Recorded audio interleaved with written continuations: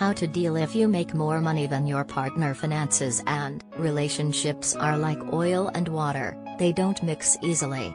When one partner makes more than the other, it can put a strain on your relationship. But it doesn't have to be that way.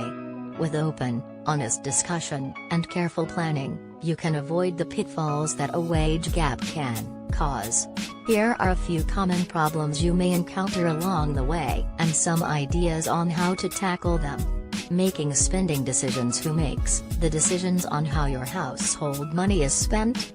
Too frequently, money translates to power, even in our personal relationships. If the higher earner is the only one making major spending decisions, that needs to be addressed. For example, if you're planning an upcoming vacation with your partner and you disagree on the destination, you may be tempted to let your higher earning partner win, since they are the one paying for most of the vacation. Instead, you should be approaching these sort of decisions as a team. Discuss the pros and cons of a financial decision together, and if you can't fully agree on one option, then work to find a third alternative that you compromise on. You may want to go to Hawaii, and he may want to go to Tahoe. Instead, perhaps you can agree to take a cruise that y'all both enjoy. My money versus our money. How do you decide what is household income and what's your own personal income to do as you like? With Deborah Price, author of The Heart of Money, explains this dilemma. One of the most common issues I see is that the person who earns less views the breadwinner's income as our money, but considers their own salary their money. If left unmanaged, this attitude can start to fracture the relationship. Set up a joint account, and then each of you should have a personal account. You could fund the joint account proportionately. If one partner earns 2/3 of the total household income, they contribute 2/3 of their take-home pay to the joint account, while the other partner contributes 1/3 of their take-home pay. Whatever is left over for each partner gets deposited in the personal accounts.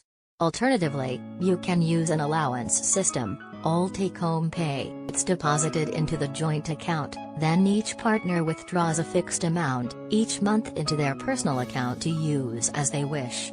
Once money is in a personal account, don't question or criticize your partner on how they choose to spend it, unless they are doing something clearly reckless or dangerous. Conversely, if a partner spends all the money in their personal account, they should not be able to dip into the joint account for a personal purchase, unless you both agree to it. The burden of being a breadwinner. If you're the primary breadwinner within your household, you may feel burdened and overwhelmed by the responsibility of keeping everything in the black.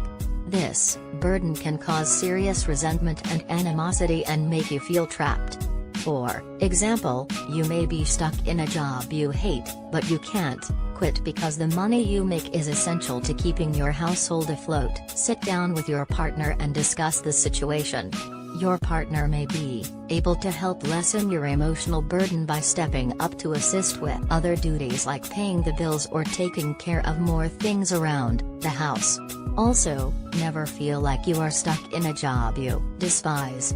While it may require some major sacrifices on both sides, you and your partner should be able to adjust the household budget so that you don't feel like you're constantly holding on by your fingernails.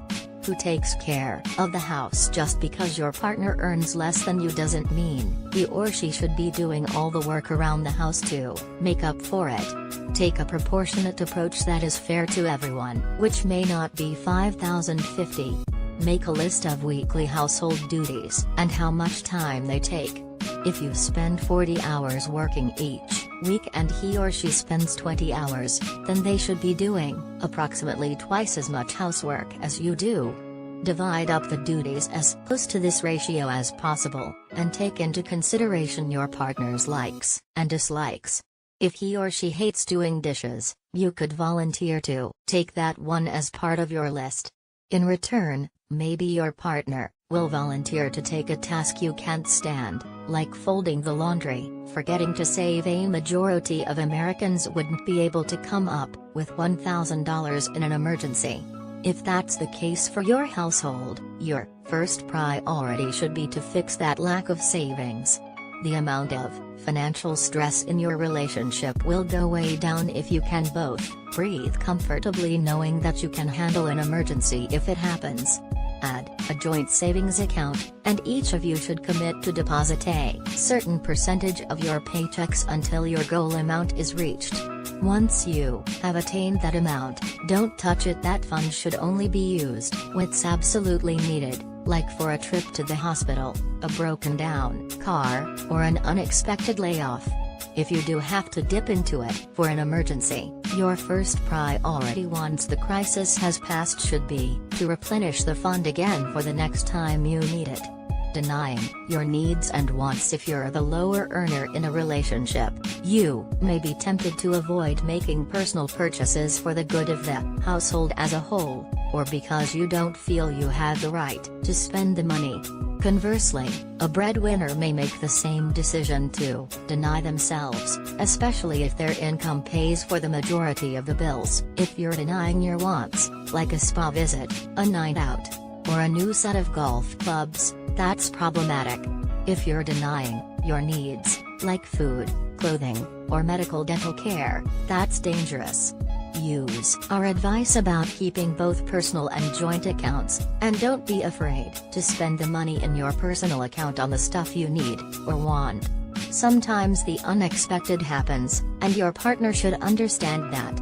If an important personal expense comes up that you can't cover on your own, like an unexpected root canal, talk to your partner instead of going without. They'd probably much rather you use some money from the joint account to go to the dentist than let you walk around suffering in